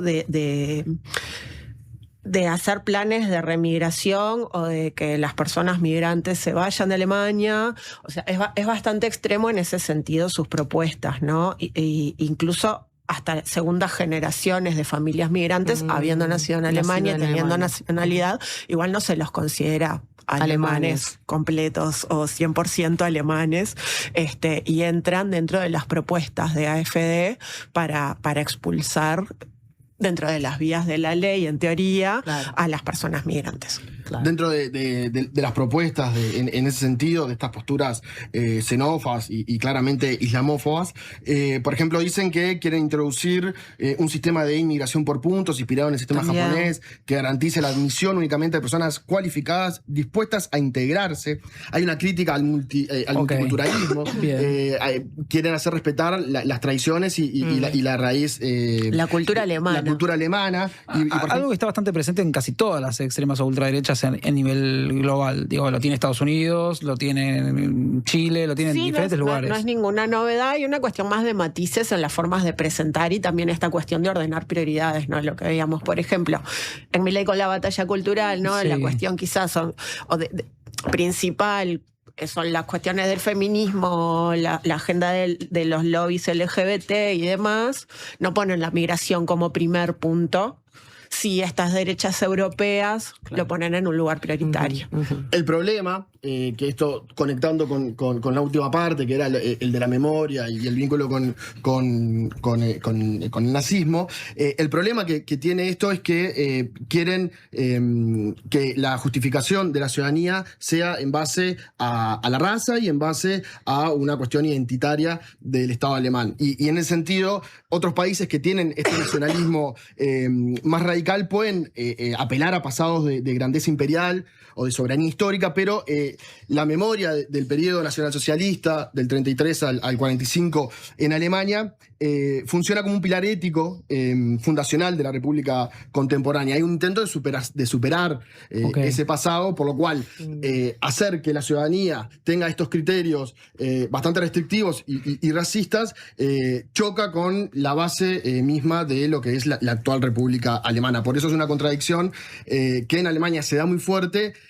No se da tanto así en otros países o en otras experiencias, como estaban mencionando, pero Alemania tiene esta contradicción por su pasado y por cómo han generado la transición y han hecho de esa memoria una política de base republicana.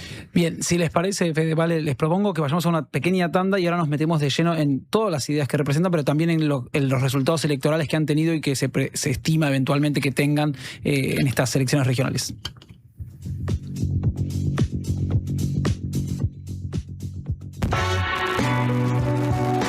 De 15 a 17, Paren el Mundo.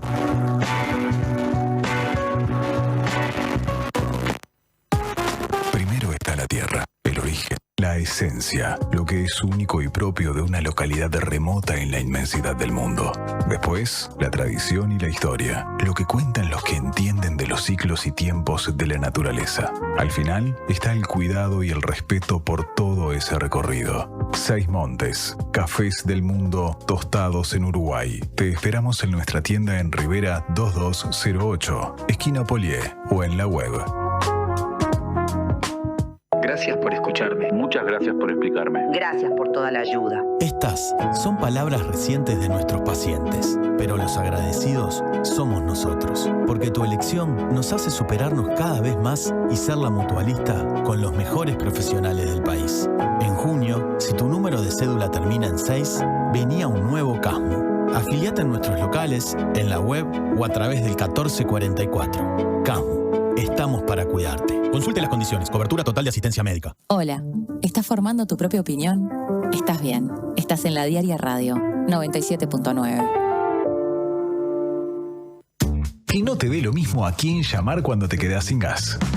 En Megal trabajamos incansablemente para innovar en productos y procesos que hagan nuestros envases más seguros y confiables. Acordate de Megal cuando necesites recargar tu garrafa, ya sea la clásica de 13 kilos o la garrafa liviana que solo Megal te ofrece. Llámanos al 19220 o ingresá a megal.com.uy. Megal, innovamos con energía.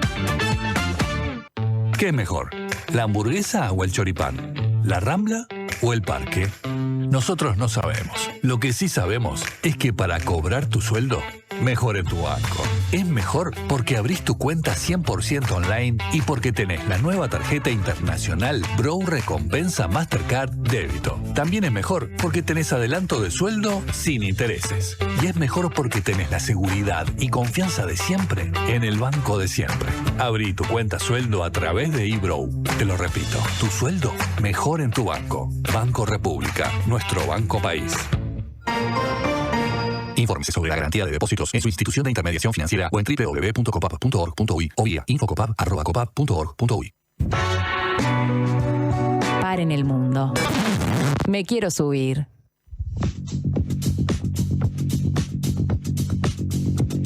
Estamos de vuelta con Valeria Bonomi y Federico Musto. Hoy detallando un poco las propuestas de AfD, ese partido que viene creciendo, consolidándose en Alemania. Correcto. Bueno, nada novedoso a ver por acá, porque en realidad las propuestas ya las hemos comentado medio a nivel global, pero siempre tienen algunas particularidades estos muchachos. Bueno, lo que hablábamos de la remigración y de sus posturas con respecto a los migrantes, medio que quedó claro. Después, defensa de la familia tradicional, rechazo a la educación sexual, son también de los que incorporan el paraguas ideología de género para denominar todo lo que no les gusta respecto a feminismo, diversidades, educación sexual. Pero a la vez en este sentido rechazan las posturas de la Unión Europea, que ha sido un gran precursor en la educación sexual integral y demás, incluso financiando políticas no solo en Europa, sino también acá en Latinoamérica. Ellos rechazan cualquier tipo de injerencia de la Unión Europea en este sentido. Son antiglobalistas, defienden la soberanía nacional. O sea, estamos de vuelta, ¿no? Como en este terreno de un mismo abanico de ideas. Han rechazado también las imposiciones de salud de la OMS, en fin, rechazan el cambio climático y las medidas para la protección del clima. Cosas que hemos visto en los discursos. Rechazan que exista el cambio climático, ¿no? Porque, digamos, cuando uno dice cambio climático, no. Está mal. Está mal. Nosotros también rechazamos. En realidad es lamentablemente que descreen, dicen, no existe el cambio climático, es un invento. De hecho, dentro de eso critican también lo que ha sido la política de transición energética de la Unión Europea, en contra de los combustibles fósiles y a favor de las energías renovables. Y, de hecho, son pro Rusia, son básicamente pro que se levanten las sanciones económicas contra Rusia, porque, bueno, claramente el cierre del gasoducto Nord Stream, uno de los países que más le ha afectado ha sido Alemania, porque bueno, la industria y el desarrollo industrial obviamente necesita de energía. Entonces tiene esas ambigüedades, aunque bueno, ideológicamente con Putin tienen muchos de estos de lo que recién señalaba Vale, tienen obviamente muchos acercamientos. Pero también han tenido acercamientos a Trump y al movimiento MAGA, ¿no? Es como estas fluctuaciones, que también los hemos visto en otras ocasiones. También es una característica muy común de estos movimientos. Lo que sí tiene un lado bondadoso es con respecto a los animales, son animalistas, dicen que son nuestros semejantes y que exigen condiciones de cría humanitarias, fin del transporte de animales vivos por toda Europa, así que pueden tener adeptos también de movimientos animalistas, no solo en Alemania, sino también en otras partes del mundo. No a los migrantes, sí a los animales. Ahí es queda claro. Ahí se acercan a Milei. ¿Ves cómo van un poco? Tienen como sus posturas puntos de contacto. Sin dudas. Sí, es que en estos movimientos, como viendo los casos, también vemos como muchos puntos de encuentro, de acercamiento. Como en algunos, por ejemplo, que pueden ser antisemitas, pero apoyar a Netanyahu por su vínculo o su política contra los países vecinos. O sea, hay una mezcla. Vamos a saltar al elefante en la habitación. Vamos a abordar entonces definitivamente lo que es el pasado para Alemania y lo que es el pasado para este sector y cómo es el vínculo con este pasado, con el nazismo, con la recuperación o no de este nazismo, con la recuperación de una Alemania fuerte y potencia imperial en algún punto, el Tercer Reich y todo lo que significa eso para ellos, sobre todo porque me parece que es uno de los puntos que debe, ustedes me podrán contar más, debe catalizar bastante apoyo en algún punto hacia adentro en este, como decíamos al principio, descontento generalizado que lleva a que muchos sectores digan, bueno, vamos a recuperar lo que fuimos seguramente, y esa paradoja que ustedes señalaban recién de antisemitismo por un lado o nacionalsocialismo o reivindicación de algunas cosas y a la vez cercanía con Netanyahu. Claro, sí. Y lo decía como que también esas contradicciones, sobre todo con respecto al gobierno de Netanyahu, no es exclusivo de AfD. Pero sí, por eso en la presentación lo que decíamos era que es interesante este ejemplo por el vínculo, bueno, por lo que ha sido para la historia de la humanidad los 12 años de experiencia nacionalsocialista en Alemania y cómo fue que se cursó esa transición hacia la República, las consecuencias que tuvo, consecuencias que no solo fueron internas, sino también hubo consecuencias para Alemania que todavía hoy corren. ahorren con respecto, por ejemplo, al armamento, a la posibilidad de desarrollar un ejército, y una postura de lo que se llama una democracia militante, y esto que no lo voy a leer, no sé si vos te animás a leerlo en alemán, que es la superación, el concepto de la superación o asimilación del pasado, que exige una memoria crítica y activa del Holocausto o de la Shoah, como también se la conoce, con penas muy severas en el caso de manifestaciones o en la posibilidad de surgimientos de partidos que reivindiquen esa etapa. Por eso es más fácil encontrar movimientos neonazis o movimientos que reivindiquen ese periodo oscuro de la humanidad fuera de Alemania. Sí, claro. No sé si vos querés decir... Yo lo estuve practicando, pero no me animo, me da vergüenza. Hice clases de alemán un tiempo, pero fracasé con todo éxito. Bueno, muy bien. Es muy difícil. Bueno, igual se entiende el concepto fuerza, ¿no? Las ideas. Ustedes hablaban que va a haber elecciones federales de 2029.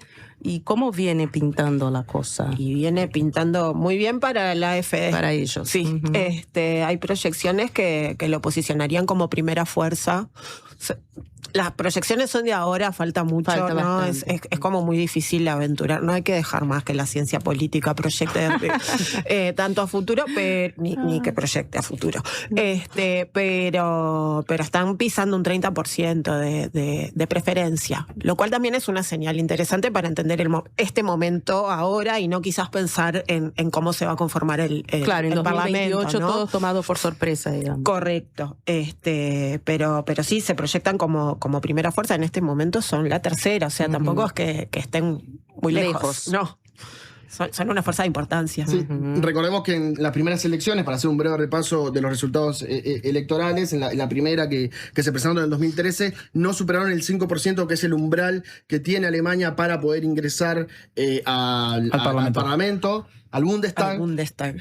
Obtuvo el 4,7%, en el 2017 crece al 12%, que había sido hasta el 2025 su mejor elección, porque en el 2021 retrocede y quedó como la quinta fuerza, o sea que podemos decir que hay un renacimiento de AfD. En el 2025 tuvo 10 millones de votos, el 20% de electorado, y obtuvo 152 representantes de 630. Hoy, para ponerlo en contexto, lo que se habla de las proyecciones habla de que creció del 20, podría llegar al 30. Acá el desafío es si la centro derecha más los socialdemócratas siguen manteniendo esta unidad, este gobierno de coalición, y se logra, aunque sea la primera fuerza, si sigue continuando el cordón sanitario.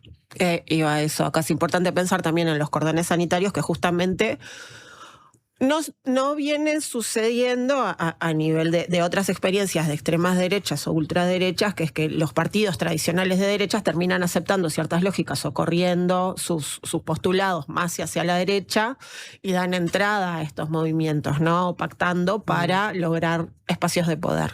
En Alemania venía sucediendo que no, pero parece ser que se están flexibilizando las condiciones que ponen los partidos de centro, entonces AfD empieza a crecer. Bien. Y en septiembre, como les decíamos hace unos minutos, van a tener en septiembre 2 elecciones regionales. Una es en Sajonia-Anhalt y la otra es en Mecklemburgo-Pomerania Occidental. Son todos del bloque del este. En esta última, AfD tiene una proyección de voto, una intención de voto de casi el 40%.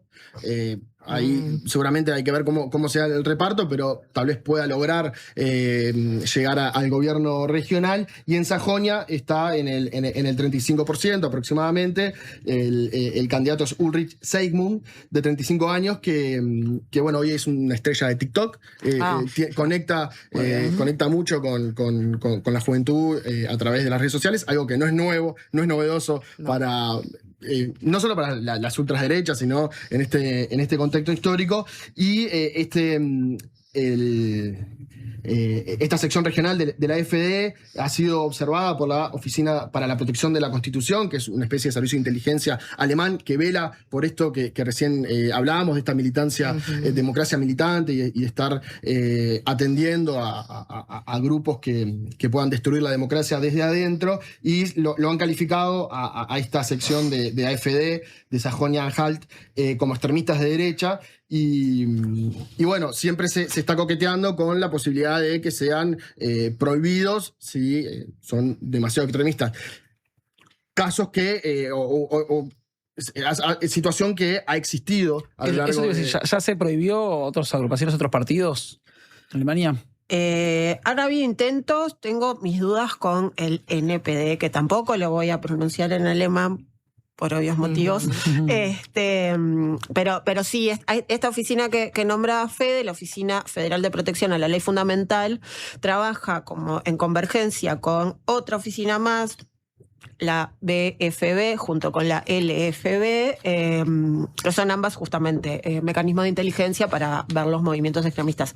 AfD está en vigilancia permanente últimamente, pero el proceso para prohibir un partido es bastante largo y bastante complejo, ¿no? Tienen que haber pruebas fehacientes de que el partido o movimiento en sí atente contra la democracia. Pero sí han habido varios ejemplos de partidos vigilados o calificados como extremistas. Creo que el NPD es uno de ellos. Y hay un ejemplo claro de, efectivamente, hubo una prohibición de un partido que es el SRP, que era el Partido Socialista del Reich, que fue fundado en 1949 y era fundado por líderes que habían participado directamente del gobierno nacionalsocialista, y lo prohibieron en el 58. El Tribunal de la Constitución Federal sentó ese precedente. También eso generó un desincentivo para que se creen, aunque se crearon, tan extremistas y que sean que sean claros con respecto a reivindicar el pasado. El pasado nazi. Ahora, la dificultad es cómo prohibís un partido que llega a 35, 40%, ¿no? Tampoco... Bueno, ahí está un poco el juego también de no solo en Alemania y este partido en particular, sino creo que bueno, el caso que habíamos nombrado ya en otras ocasiones y que Marcela Schenk también habló de él, fue el caso de Orbán, ¿no?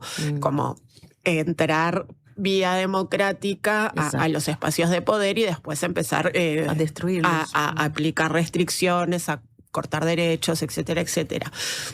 Desde adentro de las propias instituciones es más difícil después llegar a una instancia de prohibición, ¿no? Exacto.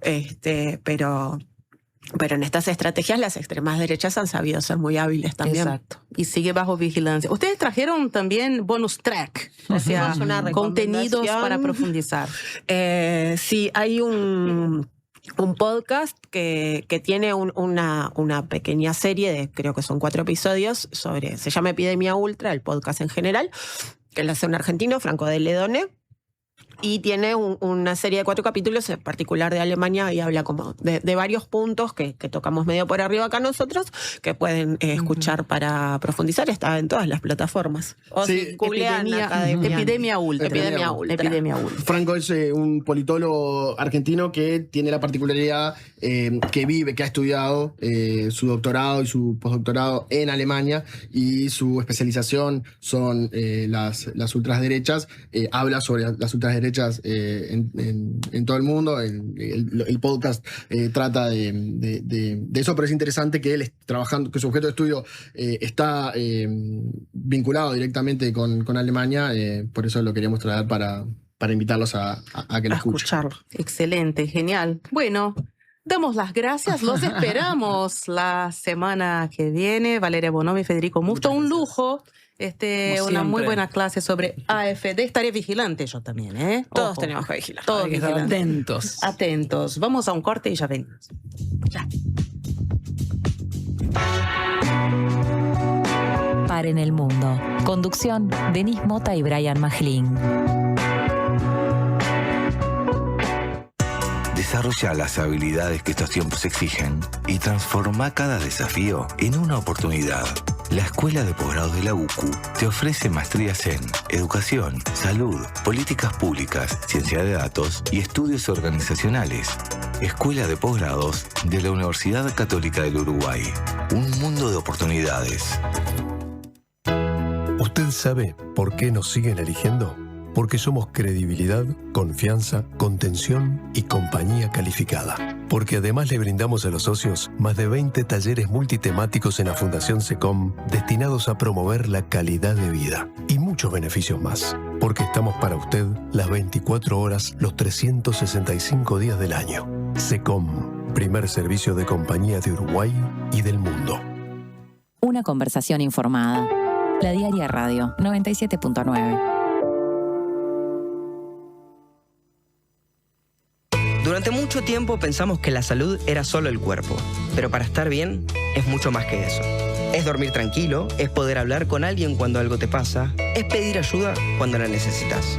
La salud mental importa, y tener un lugar donde te escuchen y te acompañen hace la diferencia. Cuidarse es animar a decir, no estoy bien, y saber que del otro lado hay alguien que te escucha. En el Círculo, la salud mental hace la diferencia. Si tu cédula termina en 6, afíliate vos también al Círculo durante todo junio. Llama ahora al 1870 o en circulocatólico.com.uy. En el Círculo estamos con vos. Cobertura total de asistencia médica. Estas vacaciones de invierno, ir al Solís es un gol. 7 espectáculos para divertirte y disfrutar en el Teatro Solís. 1930, Misión Futuro de Ruperto Rock and Roll. Las 4 estaciones de Vivaldi. Alfombras mágicas y las bichipelotas. La máquina del tiempo. Agua. El faro del fin del mundo. Y alfombras mágicas de paseo. Del 27 de junio al 12 de julio. Entradas en venta en Ticantel y boletería del teatro. Teatro Solís, Intendencia de Montevideo. En el mundo. Me quiero subir.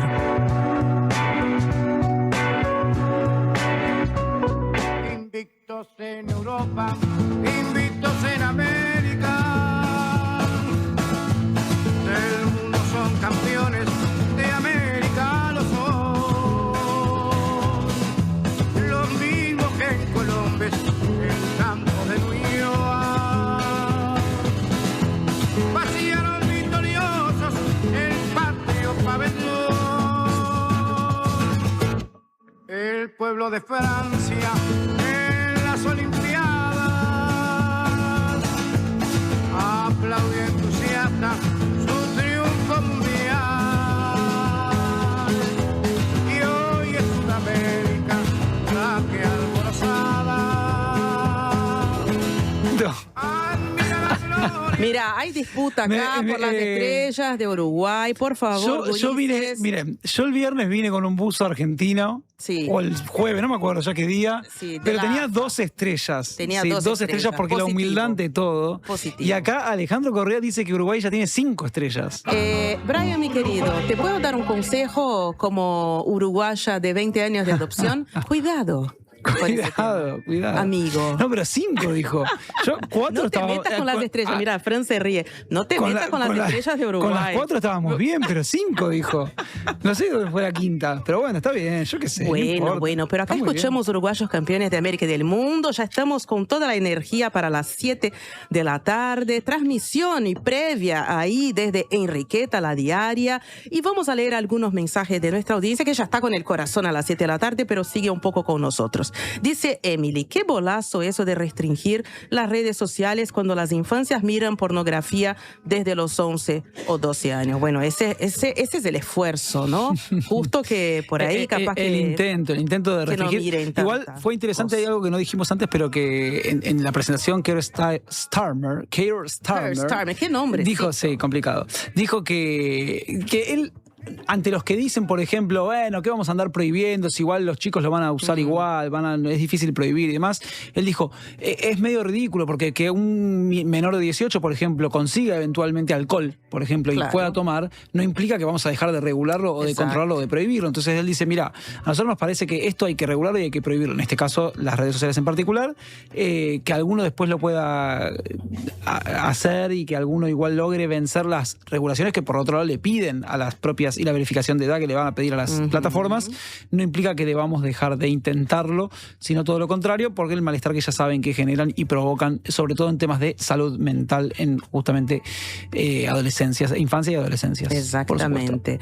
Hola, soy Alejandro G, los escucho cada vez que puedo, me reconozco fan de Denise, muchas gracias Alejandro, aquí mando un abrazo enorme, otro abrazo y besos. Hoy sí, paren el mundo que quiero ver jugar a la Celeste. Así es, bueno, vamos a parar todos. Lo pararemos. En minutos nomás comienza la pretransmisión o la transmisión o el inicio de la transmisión desde Enriqueta con Martín Rodríguez, con Sebo Moreira, por decir algo, y la Diaria Radio, con Sofi Romano y demás que van a estar ahí desde Enriqueta seguramente.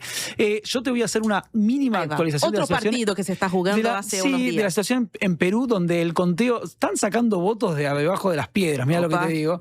En la cuestión del Parlamento, del Congreso, finalmente ahora nuevamente bicameral en Perú, luego de haber pasado por un proceso de unicameralidad durante unos años, pero dada la inestabilidad que eso generaba y que sacaban muchos presidentes desde el Congreso, se votó volver a la bicameralidad y, sorpresa para nadie, los dos principales partidos representados en la Cámara van a ser precisamente el de Keiko Fujimori y el de Roberto Sánchez, con lo cual, si bien el de Keiko quedó con 34 representantes, con 32 representantes, perdón, y con 24 quedó el de Roberto Sánchez, o sea que le gana por poquito, ninguno de los dos va a tener la suficiente fuerza, por lo menos por su propia capacidad, para oponerle un intento de desestabilización del eventual presidente. En este momento, Keiko, con el 98,68% de las actas contabilizadas, le sacó 19.000 votos a Roberto Sánchez, con lo cual empieza a, si bien sigue siendo la cantidad, la menor diferencia histórica, creo que a nivel global, pero sobre todo en Perú, donde Keiko en su momento tenía el récord de haber perdido por solo 41.000 votos contra Pablo Pedro Kuczynski en 2016.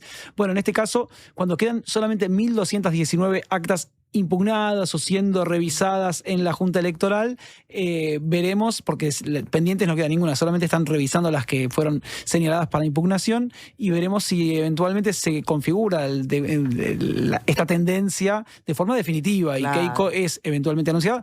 Mientras tanto, Keiko Fujimori se fue del país, se fue del país, se fue de vacaciones. Sí, se fue con la hija a vacacionar por ahí. Esperando su victoria, que parecería bastante. Y nosotros también nos vamos a ir, Denise Mota, si te parece nos vamos agradeciendo a Alejandro Correa, operador de radio, Joaquín González, operador de video, Francisco Musso en asistencia técnica y producción, nuestro gran, enorme amigo productor Gonzalo Yuria. Quédense con nosotros porque arrancamos la transmisión de la previa y del partido Uruguay-Arabia Saudita. Nos vamos con música y de la mejor. Muchas gracias, Brian, querido, y que sea por victoria hoy a las 7 de la tarde. Por favor. Es el amor.